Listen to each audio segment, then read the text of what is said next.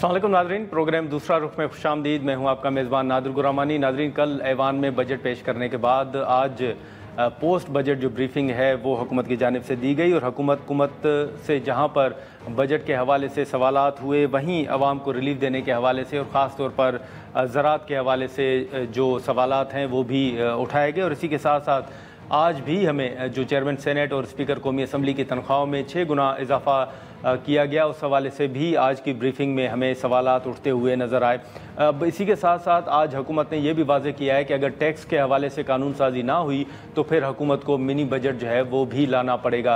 अब कल हुकूमत की जानिब से बजट पेश हुआ, इस हवाले से अभी तजावीज़ तो आनी है, लेकिन ख़ुद अपोजिशन के साथ साथ हुकूमत की इत्तेहादी जमात पाकिस्तान पीपल्स पार्टी हुकूमत की जानिब से सोलर पैनल पर जो 18% टैक्स आयद किया गया है उस फैसले की हिमायत नहीं कर रही, बल्कि पाकिस्तान पीपल्स पार्टी ने सोलर पैनल पर आयद टैक्स के फैसले को मुस्तरद कर दिया है। पीपल्स पार्टी की सीनियर रहनुमा शाजिया मरी साहिबा के मुताबिक जो टैक्स आयद किया गया है सोलर पैनल पर उसकी पाकिस्तान पीपल्स पार्टी हिमायत नहीं कर सकती।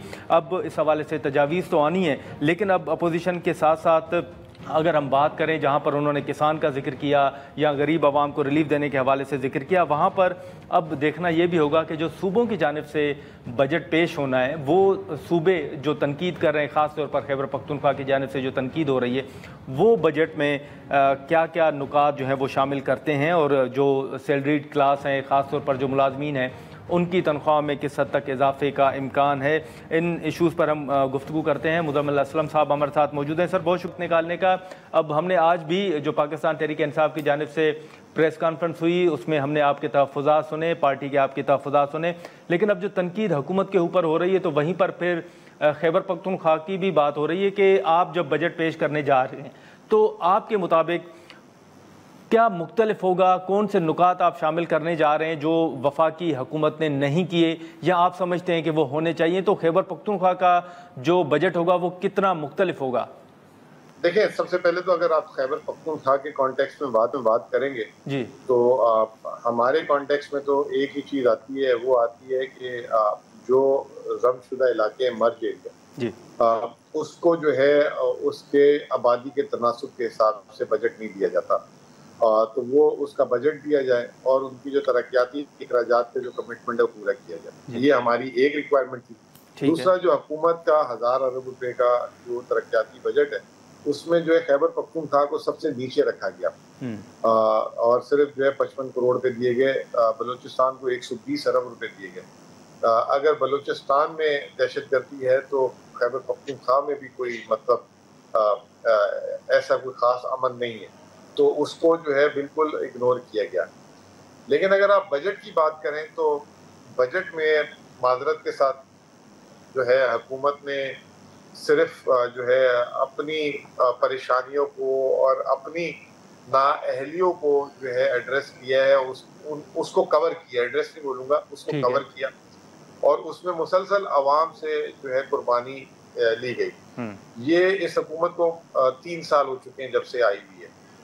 3 साल में पहले 2 साल इन्होंने आवाम को महंगाई से जो है कुर्बानी जो है महंगाई करके कुर्बानी ली गई और आवाम की कुव्वत खरीद का जो है कपड़ा किया। ठीक है। अब जो है ये पिछला साल और ये जो अब नया साल आने वाला है, इन्होंने आवाम को जो है अब महंगाई तो पहुंचा दी इन्होंने आसमान पे, अब उसके बाद आवाम के रोजगार की जिसे कहते हैं ना कि कुर्बानी दे दी। और इस वक्त मुल्क में आपको पता तारीखी बेरोजगारी हो चुकी हुई है, ज़राअत का शोबा बैठ गया है बिल्कुल और पाकिस्तान से जो है 30 लाख लोग जो है हिजरत करके चले गए बाहर क्योंकि यहाँ रोजगार नहीं है। वर्ल्ड बैंक की रिपोर्ट के हिसाब से गुर्बत जो है 45% आबादी पाकिस्तान की 11 करोड़ लोग जो 11 करोड़ 30 लाख लोग खतरे गुर्बत के नीचे आ चुके हैं। तो अब आवाम को जो है ये मुश्किलात का सामना होना शुरू हो गया है। तो वो जो है हमारे बड़े बूढ़े बोलते थे कि जेब में पैसे हो तो महंगाई भी जो है बर्दाश्त हो जाती है, लेकिन अगर पैसे ना हो तो कोई अगर डिस्काउंट पे भी कोई चीज हो ना तो वो उसके काबिल नहीं होता। तो एक आमदनी ऐसी चीज है जो इंसान के साथ जिसे कहते हैं बहुत ज्यादा इमोशनली अटैच है। ठीक है। तो अनफॉर्चुनेटली इस बजट में कहीं पे चाहे तनख्वाहदार है, उसको आपको याद होगा बात भी बार बार हो रही है कि 600 अरब रुपये से टैक्स ले लिया गया, दूसरे सेगमेंट्स को जो है एग्जेम्पशन दी गई, फिर उसके बाद जो है ये ज़राअत वालों के साथ हो गया। इस अगले बजट में कोई ऐसा लाएअमल नहीं था कि जिससे इन लोगों के जो इनकी तकलीफात हैं उसका अजाला हो सके। तो इसलिए जो है हुकूमत के अपने हामी एंकर्स भी जो हैं, चैनल्स भी जो हैं, इवन उनके इत्तेहादी, किसी ने कहीं पे एक जुमला जो है तारीफ का नहीं हुकूमत के लिए बोला कि इस बजट में आपने ये एक अच्छा काम किया, ये एक बुरा काम किया। सिर्फ यही नजर आया छीना झपटी कि कहाँ से जो है पैसे जो है झपट लिए जाए। छीना झपटी वाला बजट मैं इसको नाम दूंगा कि छीना झपटी भी बजट। तो मुज़म्मिल साहब, आप 13 जून को जो है वो शायद बजट पेश करने जा रहे हैं, तो इस हवाले से अब जिन नुकात पर आप तनकीद कर रहे हैं, आपके मुताबिक जैसे आपने भी ज़राअत का जिक्र किया है, यहाँ जो आज प्रेस कॉन्फ्रेंस हुई उसमें भी ये जिक्र हुआ, तो आप किस हद तक रिलीफ देने जा रहे हैं? देखें, सबसे पहले तो खैबर पख्तूनख्वा पंजाब और सिंध के मुकाबले में जो ज़राअत है वो खैबर पख्तूनख्वा में उनके मुकाबले में ना होने के बराबर है, क्योंकि आपको पता है पहाड़ी इलाका है और यहाँ पे मादनियात, टूरिज्म, ये वाली चीजें। लेकिन हमारी फिर भी जो ज़राअत है, हम उसके लिए इस वक्त पाकिस्तान में सबसे ज्यादा डैम हम बनाए अपनी और जमीन को काबिल काश बनाने के लिए, और इस बजट में भी हमने खतीर रकम उसके लिए रखी है। इसके अलावा उनके लिए नहरों, नालियों और ये सिस्टम, फिर तीसरा उनकी ट्रेनिंग के लिए भी बेतहाशा पैसा रखा है। ठीक है। तो ना ज़राअत के होते हुए हमारा सूबा, हम उस पर काम कर रहे हैं। वफाक को कह रहे हैं कि वो जो केनाल जो चारों सूबों में है वो हमें आपने आज तक बना के नहीं दी, वो वफाक को 100% बनानी चाहिए थी, लेकिन हमने कहा कि चले आपके पास पैसे नहीं है, 35% हम डालते थे, CRBC के नाम की बात कर। तो ज़राअत के लिए गैर ज़रई जिसे कहते हैं सूबा होने के बावजूद जितना ज़राअत के लिए हम कोशा हैं, पानी हम उनके लिए बना रहे हैं, डैम्स हम बना के दे रहे हैं, ट्यूबवेल्स पे हम काम कर रहे हैं, ये चीज़ है। दूसरी चीज़ ये कि हमारा अगले साल का इंशाअल्लाह ताला तरक्याती बजट 40% से ज़्यादा होगा। अच्छा। तीसरी चीज़ मैं आपको कोट नहीं कर सकता, लेकिन वफाकी हुकूमत ने जो 10% तनख्वाह का ऐलान किया है, हम कोशिश करेंगे कि 10% के अलावा भी अपने मुलाजमीन के लिए कुछ कर सके, ताकि जो है उनकी जो हार्डशिप है, जो उनकी जो परेशानी है, वो पूरी तो नहीं शेयर हो सकती क्योंकि तमाम का तमाम मसला वफाक से, लेकिन हम बेहतर लगे और हमारे जो मुलाजमीन को भी नजर आए कि जी सूबाई हुकूमत ने उनके लिए कुछ किया है। चौथी चीज, हमारा जो है फोकस ही जो है हेल्थ पे है। हमारा फोकस जो है सेहत कार्ड में और मजीद मूजी बीमारियों को भी डालने का। अभी हमने recently kidney transplant, liver transplant, cochlear और इस तरह की बीमारियों को भी सेहत कार्ड में शामिल कर दिया है। तालीम पे हम इमरजेंसी लगाने जा रहे हैं। अच्छा। यूनिवर्सिटियों के लिए भी हम अच्छी खबर देंगे क्योंकि वफाक ने उसमें भी पैसे जो है रोके हुए हैं। और इन तमाम अखराजात के बावजूद कोशिश करेंगे कि जो KP का सरप्लस है वो दूसरे सूबों की मतलब हमारे साइज के हिसाब से हम जो है दूसरे सूबों से ज्यादा अच्छा। मुज़म्मिल साहब, आपने केनाल्स का जिक्र किया, तो आप नहीं समझते कि सर पीपल्स पार्टी के भी तहफ़्फ़ुज़ात हैं और ये केनाल जो हैं ये अब कंट्रोवर्शियल बन चुके हैं? नहीं, ये वो वाली, ये कंट्रोवर्शियल वाली नहीं है। हर सूबे की एक केनाल है, तीनों सूबों की बन चुकी हुई, KP की नहीं बनी हुई। ये नॉन कंट्रोवर्शियल वाली है, ये 1991 से अप्रूव हुई। अच्छा, चलें ठीक है। लेकिन इसी के साथ साथ अगर आप देखें तो हाल ही में आपकी मुलाकातें भी हुई थी प्राइम मिनिस्टर साहब के साथ और IMF का भी बड़ा जिक्र हो रहा था। तो ये जो आप बजट पेश करने जा रहे हैं, आप समझते हैं कि इसमें भी IMF की वजह से आपको कुछ सख्त फैसले करने पड़ रहे हैं? देखें, सच मेरे नज़र हमें कोई IMF के लिए जैसे वफाकी बजट में उन्होंने फैसले किए, उनका तरक्याती बजट कितना होना चाहिए, उनका खसारा कितना होना चाहिए, उनको जो है सूद में कीमत में कितना पैसा रखना चाहिए, एज सच जो है सूबाई बजट की कोई माइक्रो मैनेजमेंट नहीं है। IMF को मुतालबा एक सरप्लस का है, सिर्फ कि आपने सरप्लस प्रोड्यूस करना है। ठीक है। तो वो सरप्लस तो मैंने आपको बता दिया कि सरप्लस तो हम वैसे भी खुद भी चाहेंगे कि खुद मुख्तारी की तरफ जाएं। ठीक है। तो इसके अलावा हमारा ना हमने वफाक की तरह बजट शेयर किया है कि हमने क्या बना रहे हैं क्या नहीं बना रहे, ना हम किसी को ये बोलते हैं कि हम जो IMF से पूछ कर हम इसका रद्द बदल कर सकते हैं, हम खुद नहीं कर सकते। हमारा तमाम बजट 100% मकामी और सूबाई लीडरशिप और इमरान खान साहब को इंशाल्लाह ताला मौका मिल गया बजट से पहले, तो हमने उनको जाके उसका अप्रूवल भी लेंगे। तो हमारा जो बजट है, it's a home made budget, it is not driven by anybody's instructions. Jameel साहब, हाल ही में कुछ खबरें ये भी आई थी कि चारों वज़राए आला के जब प्राइम मिनिस्टर साहब के साथ मुलाकात हुई थी तो उसमें सिंध को तहफ़्फ़ुज़ात शायद थे ज़राअत पर टैक्स के हवाले से, तो क्या खैबर पख्तूनख्वा को भी कुछ तहफ़्फ़ुज़ात थे और वो तहफ़्फ़ुज़ात आपने पीएम साहब के सामने रखे? नहीं, हमारे तहफ़्फ़ुज़ात सिंध से, देखिए ना, हर सूबे के अपने अपने इशूज़ हैं। हाँ। हमारा इशू ये है कि वफाक से जो है खैबर पख्तूनख्वा को जो मर्ज एरिया है उसके पैसे मिलने चाहिए, एनएफसी होना चाहिए। तो हमारा इशू जो इस वक्त एनएफसी हो भी रही है वो हमारे इस वक्त इसरार पे हो रही है, जो इंशाल्लाह ताला अगस्त में होगी। नंबर 1। हमारा दूसरा इशू है काउंसिल ऑफ कॉमन इंटरेस्ट में कि हमें जो है हमारे को टोबैको जो है एक चीज़, और दूसरा जो हमारी जो बिजली की पैदावार है उसकी जो हमें नेट हाइड्रो पेमेंट होती है, एनएचपी कहते हैं, वो जो है हमारे हक के हिसाब से और हमारे जो वाजिबात हैं उसको अदा किया जाए। रहा सवाल ज़राअत का, मैंने आपको पहले बता दिया कि KP is not agriculture dominating province compare to Punjab और सिंध। उनके लिए जो उनके काश्तकार हैं उनके जो 35% टैक्स और सुपर टैक्स की बात है, क्योंकि वहाँ पे जो ज़राअत के लोग हैं उनके बड़े बड़े रकबे हैं जिसपे वो ज़राअत करते हैं। केपी में बहुत छोटे छोटे लैंड हैं, 1 एकड़ 2 एकड़ 3 एकड़। तो जो नई ज़राअत की पॉलिसी जो टैक्स की आई है उसमें हमारा जो कमोबेश 85% से ज्यादा जो फार्मर है वो वैसे ही एग्जम्पशन में आ जाएगा। लेकिन फिर भी जो एक इस वक्त इशू ये उठाया गया क्योंकि इस साल जो ज़राअत का हशर हुआ है उसके बाद आया ये टैक्स लगाने का राइट टाइम है कि नहीं। इस पे बहस हो सकती है, इस पे डिबेट हो सकती है, बिल्कुल ये बात इसमें कोई दो राय नहीं है।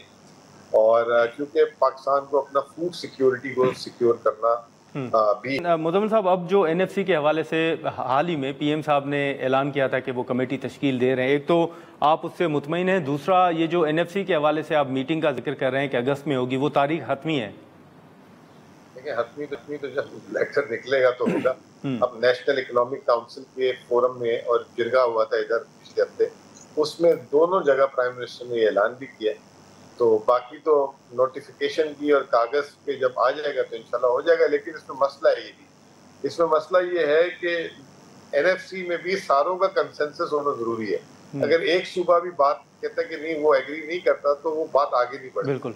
तो अब इसमें एक जिसे कहते हैं ना कि वफाक को जो है एक बड़ा कलीदी किरदार अदा करना पड़ेगा कि एनएफसी कंक्लूड हो जाए। कहीं ये ना हो कि इजलास हो और उस पर फैसले ना हो सके, तो फिर उससे जो है मजीद जिसे कहते हैं महरूमी बढ़ेगी और इश्यूज बढ़ेंगे। और इस वक्त एनएफसी की जितनी खैबर पख्तूनख्वा को जरूरत है उससे कई ज्यादा वफाक को जरूरत है, क्योंकि अब वफाक का तरक्याती बजट सूबों से भी छोटा हो गया है। हमसे बड़ा है बहुत, लेकिन सिंध और पंजाब से भी छोटा हो चुका है। तो वफाक के भी ये जो है इस वक्त इंटरेस्ट में है ये चीज। लेकिन अब वफाक क्योंकि दो सूबों में अपनी हुकूमतें भी हैं, इत्तेहादी की और अपनी, तो उनके एक बैलेंस स्ट्राइक करना उनका एक इम्तिहान होगा कि कैसे करने बैलेंस। चलें, ठीक है, बहुत शुक्रिया मुज़म्मिल साहब वक्त निकालने का। नाज़रीन, गुफ्तगू आपने सुनी खैबर पख्तूनख्वा के जो तहफ़्फ़ुज़ात और जो बजट के हवाले से बातचीत थी। हम यहाँ पर एक शॉर्ट ब्रेक लेते हैं और ब्रेक के बाद सेनेटर सलीम मांडवीवाला साहब हमें ज्वाइन करेंगे। प्रोग्राम में एक बार फिर खुशामदीद। नाज़रीन, जैसे वफाकी हुकूमत के इत्तेहादी जमात पीपल्स पार्टी का हमने जिक्र किया कि जो सोलर पैनल पर 18% टैक्स आयद किया गया है उस फैसले को पीपल्स पार्टी मुस्तरद करती है। सेनेटर सलीम मांडवीवाला साहब हमारे साथ मौजूद हैं, उनसे गुफ्तगू करेंगे। सलीम साहब, बहुत शुक्रिया सर वक्त निकालने का। बजट से पहले भी हमारी आपसे गुफ्तगू हो रही थी और बहुत सी तवक्कुआत थी लोगों को भी कि रिलीफ मिलेगा। अब बजट तो पेश हुआ है, सारी नुकात जो हैं वो भी आपके सामने आ चुके हैं। बतौर इत्तेहादी जमात सर, आप कौन से नुकात हैं जिनसे इत्तफाक नहीं करते या आप समझते हैं कि मौजूदा हालात में यही बजट जो है वो हो सकता था बेहतर? देखिए नादिर, द फैक्ट इज कि हम एक आईएमएफ के प्रोग्राम में हैं, लोग ये भूल जाते हैं। आपकी बहुत जो ख्वाहिशात हैं वो इसलिए एड्रेस नहीं हो पाती कि आप प्रोग्राम के तहत आपने चलना है और आपने जो रिक्वायरमेंट है अपनी फाइनेंशियल पोजीशन को ठीक करने की, उसके लिए आपको इकदामात करने हैं। और उसमें जो आईएमएफ ने पहली कंडीशन लगाई है कि आप एग्जेम्पशंस को ख़त्म करेंगे, चाहे वो किसी चीज़ की भी एग्जेम्पशन हो। तो इसलिए ये जो आप देख रहे हैं कि सोलर पे एग्जेम्पशन एक तरीके की विड्रॉ हो गई और उस पे टैक्स लग गया और दूसरी चीजों पे टैक्स लग गया, तो ये एक प्रोग्राम की तहत जो रिक्वायरमेंट है उसको गवर्नमेंट पूरा कर रही है। इसमें कोई गवर्नमेंट की ख्वाहिश नहीं है कि वो टैक्स लगाए, मगर क्योंकि आप इस प्रोग्राम में हैं और प्रोग्राम के टर्म्स और कंडीशंस को आपको फॉलो करना है तो आपको ये चीजें करनी पड़ेंगी। लेकिन सर अभी भी जो लेवी कार्बन टैक्स का जिक्र हो रहा है, अगर वो टैक्स, उससे तो फिर वही बात हो गई जो पहले आपने कहा था कि अवाम की जेबों पर बोझ पड़ेगा। देखिए, कार्बन टैक्स अगर उन्होंने लगाया है तो वो मैं समझता हूँ कि उसको फेज वाइज करना चाहिए। वो इसलिए कि वो तो क्लाइमेट चेंज की वजह से एक टैक्स लगाया जा रहा है और क्लाइमेट चेंज में आप अगर चीजें इकदामात नहीं करेंगे तो ऑब्वियसली क्लाइमेट चेंज में जो जो रिक्वायरमेंट्स है चीजें करने वाली जो हम नहीं कर रहे सालों से, तो वो अब हमें करने की जरूरत है। तो कार्बन टैक्स तो उसका एक हिस्सा है, आप ये समझ लें। ठीक, लेकिन सलीम साहब अब इस मर्तबा जो FBR को टास्क दिया गया है, हमेशा FBR के ऊपर तनकीद भी होती है, इस मर्तबा आप टारगेट से मुतमईन हैं? आप समझते हैं कि FBR कर लेगा? जो इस्लाहात के हवाले से बात होती है, खामियों के हवाले से बात होती है, मैं ये समझता हूँ कि FBR को टारगेट देना ही गलत है और यही हमारे बजट मेकिंग में सबसे बड़ी खराबी है। पहले हम एक्सपेंस कैलकुलेट करते हैं और एक्सपेंस कैलकुलेट करके उसके मुताबिक FBR को टारगेट दे देते हैं और FBR का ये टारगेट नहीं होता, ये गवर्नमेंट का टारगेट होता है और उस पे फिर FBR को चलना पड़ता है। आपने देखा लास्ट टाइम टारगेट दिया तो वो 1 ट्रिलियन का शॉर्टफॉल आ गया जी। और इस साल भी मुझे लगता है इसी टाइप का शॉर्टफॉल आएगा, शायद इससे ज्यादा भी आ जाए। सर अब तो भारी जिम्मेदारी तो आप पर भी होगी, जो कमेटी का इजलास होना है और जो तजावीज़ आनी है उसमें। नहीं, बिल्कुल तजावीज़ तो हम हर साल देते हैं, मगर क्योंकि मैंने आपको कहा ना, जब आप प्रोग्राम में होते हैं तो आपके हाथ जो हैं वो बन जाते हैं, आप अपनी मर्जी से कुछ नहीं कर सकते। तो आप समझते हैं सारा यही है जी कि 17 ट्रिलियन का बजट है, 8 ट्रिलियन तो सिर्फ आपकी डेट फाइनेंसिंग है, तो बाकी 8 ट्रिलियन और बाकी बोरोइंग है आपकी 1-2 ट्रिलियन जितनी। तो आप समझते हैं सर कि IMF की वजह से हुकूमत के हाथ बंधे हुए हैं? बिल्कुल बंधे हुए हैं और जब भी आप बोरोइंग करेंगे ना, जब भी आप इस टाइप की पोजीशन में आएंगे तो जाहिर सी बात है आपको या तो रेवेन्यू बेहतर करना पड़ेगा, इनकम के तरीके बढ़ाने पड़ेंगे और भी, तभी जाके आप ये सस्टेन कर सकते हैं। नहीं तो हर साल आपका डेफिसिट है, हर साल आपका डेफिसिट है, 10 साल से तो मैं ये देख रहा हूँ। लेकिन सलीम साहब आज भी वजीर खजाना साहब ने ये जिक्र किया है कि अगर टैक्सेस के हवाले से कोई कानून साजी नहीं होती तो फिर शायद हुकूमत को मिनी बजट जो है वो लाना पड़ेगा। आपको लगता है कि सूरत हाल इस तरफ जाएगी कि मिनी बजट आए? बिल्कुल सही कह रहे हैं वो, अगर नहीं होगा तो उनको लाना पड़ेगा मिनी बजट। अच्छा, लेकिन अब जो ये सरकारी मुलाजमीन की तनख्वाह में 10% इजाफे पर जो तनकीद हो रही है या पेंशन में 7% इजाफा, आप समझते हैं सर कि मौजूदा हालात में, जैसे आपने जिक्र भी किया कि अगर हम प्रोग्राम में हों तो यही मुमकिन था जो किया जा सकता था? मैं समझता हूँ, मुझे तो इसकी भी उम्मीद नहीं थी और अगर गवर्नमेंट ने 10% कर भी लिया है और मैनेज कर लिया है तो मेरा ख्याल है इन हालात में इससे बेहतर चीज नहीं हो सकती। नाज़रीन, यहाँ पर एक शॉर्ट ब्रेक लेते हैं और ब्रेक के बाद यहीं से प्रोग्राम को आगे बढ़ाते हैं। प्रोग्राम में एक बार फिर खुशामदीद। सर अब PIA की निजकारी के हवाले से जहाँ पर मुख्तलिफ प्लान्स हुकूमत के सामने आते हैं, इस मरतबा भी जो डेट दी गई है हुकूमत की जानिब से, आप देख रहे हैं कि PIA की निजकारी हो सकेगी इस मरतबा? देखें, पहले ही PIA की निजकारी फेल क्यों हुई, इसमें सोचने वाली बात है। इन्होंने टर्म्स एंड कंडीशंस ऐसी रखी कि जाहिर सी बात है कोई सीरियस बायर, आपने एंड में देख लिया, वो एक कोई रियल एस्टेट की कोई कंपनी थी, वो पता नहीं, वो भी ऐसी कोई अजीब, कभी नाम ही नहीं सुना, उसने जाके बिड डाल दी, तो और बाकी सब ने रिफ्यूज कर दिया बिड देने से। इससे ये पता चलता है कि प्राइवेटाइजेशन ही फ्लॉड थी डे 1 से। और हमें जो प्रेजेंटेशन दी इन्होंने, उसी से मुझे अंदाजा हो गया था कि ये प्राइवेटाइजेशन नहीं होगी और कोई सीरियस बायर नहीं आएगा। मगर अब जो 1 साल इन्होंने जाया कर दिया, नहीं तो अगर उसी वक्त ये उस टाइप की कंडीशंस जिस टाइप की लेके आए थे प्राइवेटाइजेशन के लिए PIA की, अगर वो उसको नहीं लेके आते और प्रॉपर प्राइवेटाइजेशन करते विद टर्म्स एंड कंडीशंस जो कि एक्सेप्टेबल थी लोगों को, तो ऑटोमेटिकली प्राइवेटाइजेशन उसी वक्त ही हो जाती। आपने 1 साल भी जाया किया, आपने पैसे भी जाया किए, प्रोसेस भी जाया किया, लोगों का टाइम भी जाया किया, और अब आप दोबारा करने जा रहे हैं वही चीजें सही करके जो उस वक्त हम कह रहे थे कि आप सही कर। तो अब मुतमईन है सर, अब आप समझते हैं कि वो चीजें बेहतर हुई हैं? देखें, अगर वो चीजें सही हो गई हैं, अभी तक हमें कोई प्रेजेंटेशन नहीं मिली दोबारा जी, मगर अगर वो चीजें सही हो गई हैं फिर मुझे उम्मीद है कि प्राइवेटाइजेशन हो जाएगी। लेकिन सर अब जितने नुकात आ गए, चले ये निजकारी के हवाले से या बजट के हवाले से, तो बतौर इत्तेहादी जमात सर आपने कोई तजावीज़ यकीनन देनी होंगी, तो कोई एक आधी तजवीज़ अगर शेयर करना मुनासिब समझे सर? देखें, तजवीज़ अभी तक तो फ्राइडे से हम बजट को पढ़ना शुरू करेंगे और देखना शुरू करेंगे। ठीक है। इस वक्त मैं कोई तजवीज़ इसलिए नहीं देना चाह रहा कि मैं अगर कोई तजवीज़ दे दूं और बजट में हम वो फिर रिकमेंडेशन नहीं दें। और आप तो आते हैं कमेटी में, आप देखते हैं हर तरीके से हम बजट को पढ़ते हैं, देखते हैं, और उसमें जो भी तजवीज़ें मेंबर से आती है या कमेटी देती है हम वो देते हैं। तो हम तो कोशिश करेंगे, जैसे कोई आज बात हुई कुछ लोगों से, पेंशन 10 साल के लिए कर दी है और उसके बाद वो खत्म हो जाएगी, तो वो बेसिकली हम इन चीजों को हम देखेंगे जो पब्लिक इंटरेस्ट में होंगे। सर बजट में आपके तहफ़्फ़ुज़ात दूर हुए हैं जो पीपल्स पार्टी के तहफ़्फ़ुज़ात थे?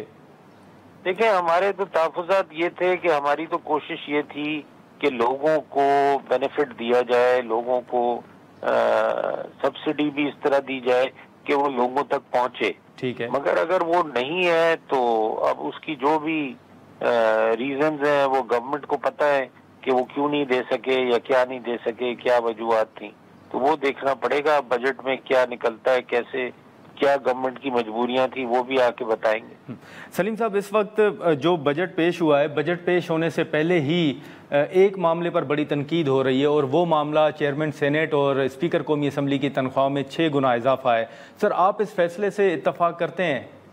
देखें, मैं आपको एक बात बताऊं, तनख्वाहों में इजाफा जो है सेनेट का और नेशनल असम्बली का, ये एक पिछले 15 साल से मैं ये इशू देख रहा हूँ जी। हर साल ये इशू डेफर होता है, ये टेकअप नहीं होता। ये 6 गुना आपको इसलिए नजर आ रहा है कि ये 6 गुना 15 साल के बाद हुआ है। अच्छा। तो अगर आप रेगुलरली इनकी भी तनख्वाहें, जैसे हम बढ़ाते रहें लोगों की तनख्वाहें, आप सुप्रीम कोर्ट की तनख्वाहें देख लें, आप दूसरे लोगों की तनख्वाहें देख लें, जिस तरीके से हर साल बढ़ती रहे तो आपको ये 6 गुना नजर ना आए, आपको शायद ये 1 गुना भी नजर ना आए। मगर जब आप नहीं बढ़ाएंगे सालों साल और फिर आके ये नौबत आ जाएगी कि जी वो इशू बन जाएगा सारे मेंबर्स का, तो फिर जाहिर सी बात है इसको कंसिडर किया जाएगा इस तरीके से। चल ठीक है सलीम साहब, बहुत शुक्रिया सर वक्त निकालने का। Thank you so much. नाज़रीन, सलीम मांडी की गुफ्तगू आपने सुनी। अब इत्तेहादी जमात पीपल्स पार्टी के सोलर पैनल के हवाले से तो तहफ़्फ़ुज़ात आ रहे हैं, लेकिन देखना होगा कि बाकी तजावीज़ फिर वो कौन सी तैयार करके हुकूमत के हवाले करते हैं। हम यहाँ पर एक शॉर्ट ब्रेक लेते हैं और ब्रेक के बाद सेनेटर अफनानुल्लाह खान साहब हमें ज्वाइन करेंगे।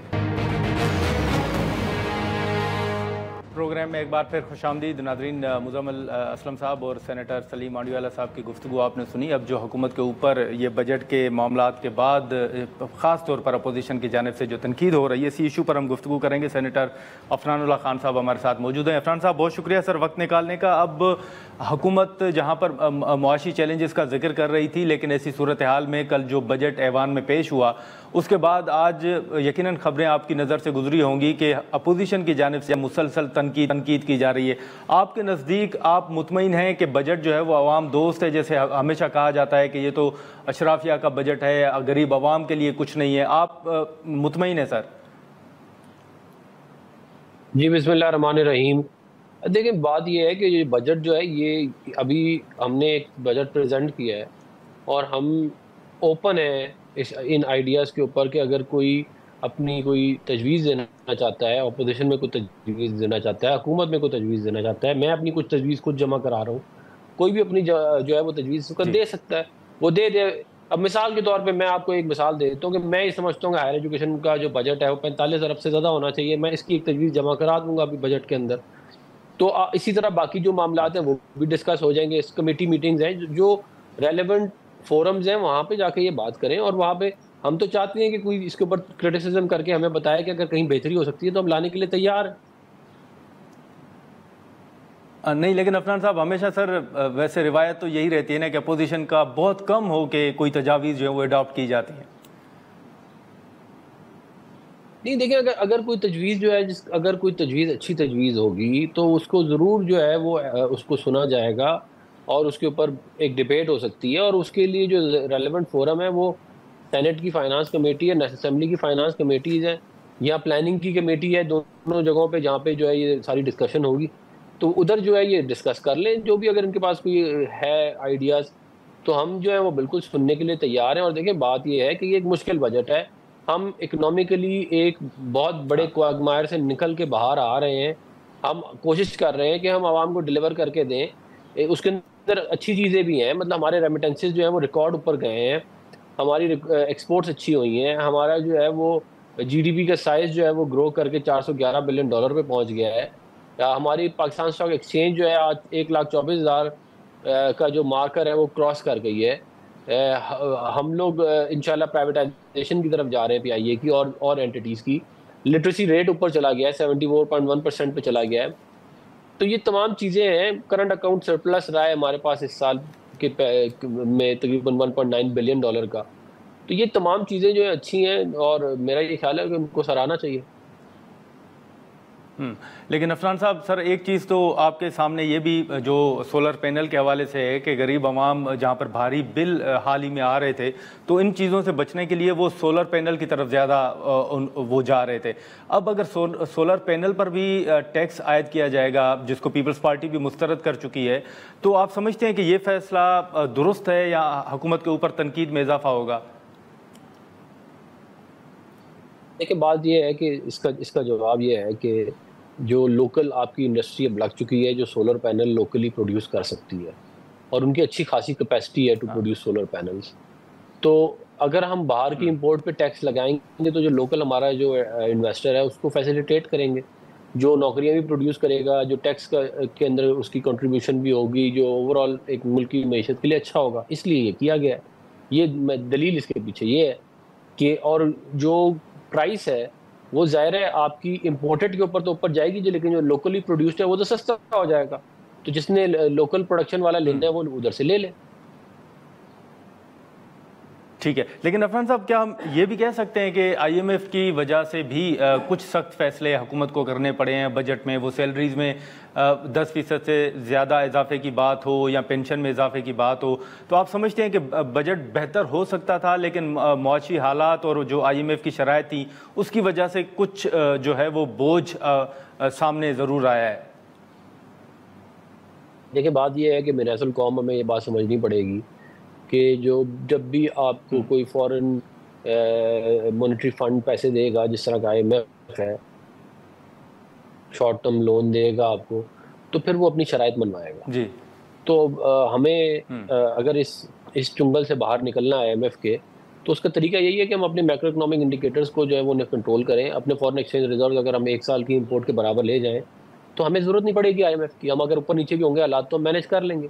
लेकिन ज़ाहिर है अगर हम डिपेंडेंट रहेंगे आईएमएफ के लोन आउट प्रोग्राम्स के ऊपर, तो फिर उसका नतीजा तो ये होगा कि आपकी जो बजटरी जो मामलात हैं उनके अंदर इंटरफेरेंस हो गया। अब आप मिसाल के तौर पे अगर आप 2016 में मियां मोहम्मद नवाज शरीफ साहब ने आईएमएफ को खैरबाद कह दिया था, तो उसके बाद आप देखें कि हमारा 2017 तक जीडीपी कहाँ तक पहुँच गया था।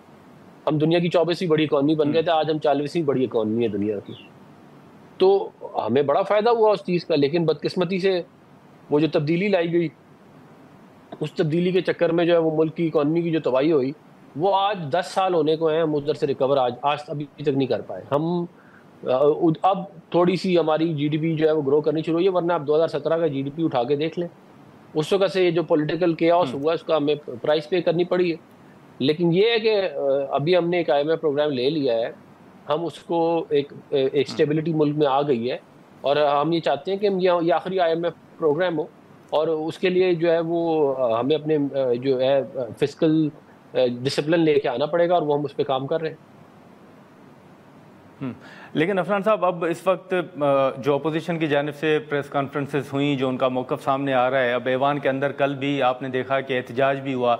अब ऐवान के अंदर या बाहर आप आने वाले दिनों में कोई सियासी तौर पर दर्जा हरारत कम होता हुआ देख रहे हैं या आपको लगता है कि बढ़ेगा मज़ीद? देखिए, अपोजिशन अक्सर औकात बजट पे और दीगर मामलात के ऊपर एहतजाज करती है, हम भी किया करते थे, लेकिन तरीका ये होता है कि आप साथ अपनी तजवीज़ भी दें कि आप क्या समझते हैं कि कैसे बेहतर किया जा सकता है मामलात को।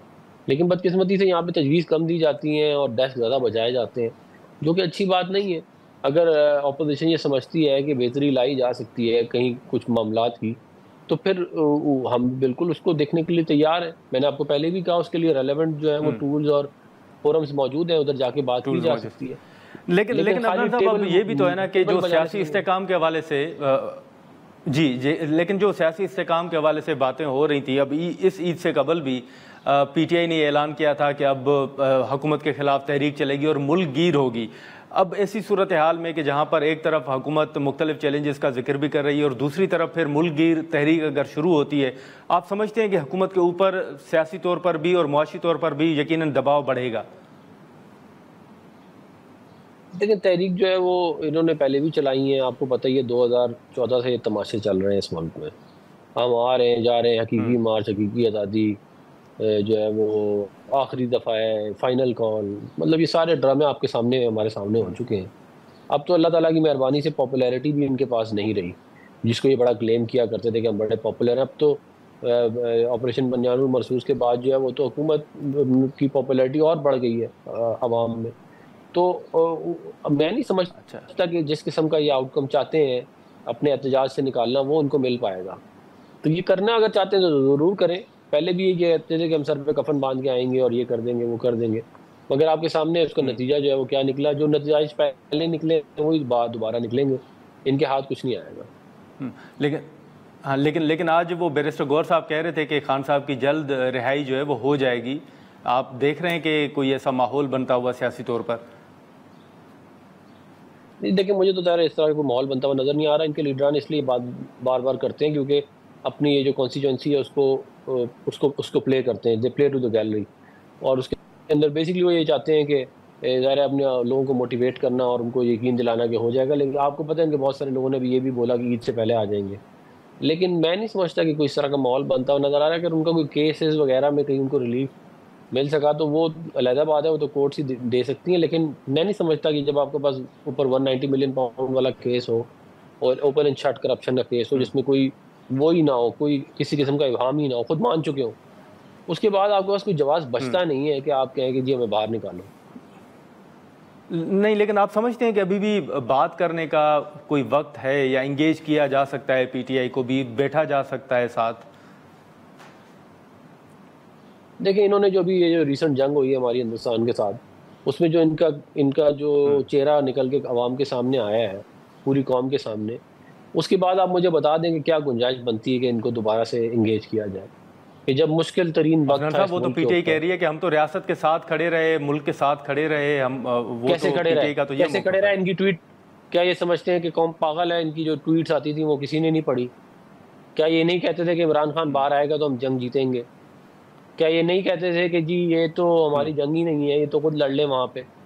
ये तासुब की बातें नहीं करते थे आके। इनके लोगों ने हिंदुस्तान की लाइन टो की है पाकिस्तान में कि जी ये हो रहा है, ये हो रहा है। जो झूठ बोलता था इंडिया, यहाँ पे इसको कहते थे हाँ यही हो रहा है।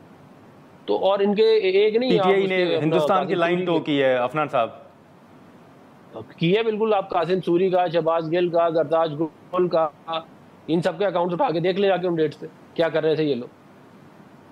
जब आप उनकी लाइन टो करेंगे तो उसके बाद भी अगर आप ये, और इसी वजह से अनपॉपुलर हो गए हैं कि इन्होंने ये समझ रहे थे कि ये इतने पॉपुलर है कि ये पाकिस्तान के खिलाफ भी जाएंगे तो लोग इनके साथ रहेंगे। लोग इतने पागल नहीं है कि वो आप पाकिस्तान के खिलाफ काम करें और लोग आपके साथ होंगे। अच्छा, तो आप समझते हैं कि जो PTI का नैरेटिव था उसको नुकसान पहुंचा है इस जंग के बाद?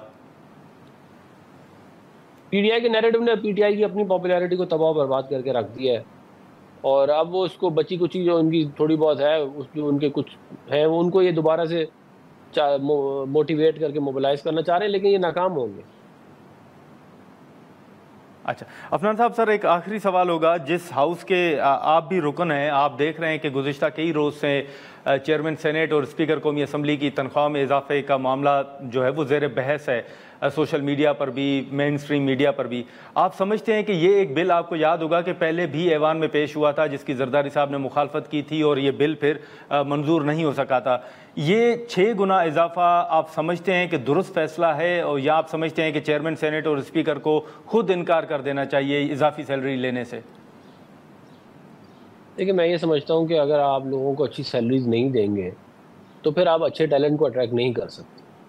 हम हमेशा इन पेटी मामलात में फंसे रहते हैं कि चंद लाख इधर चंद लाख उधर, और अरबों रुपए का अपना नुकसान करा लेते हैं।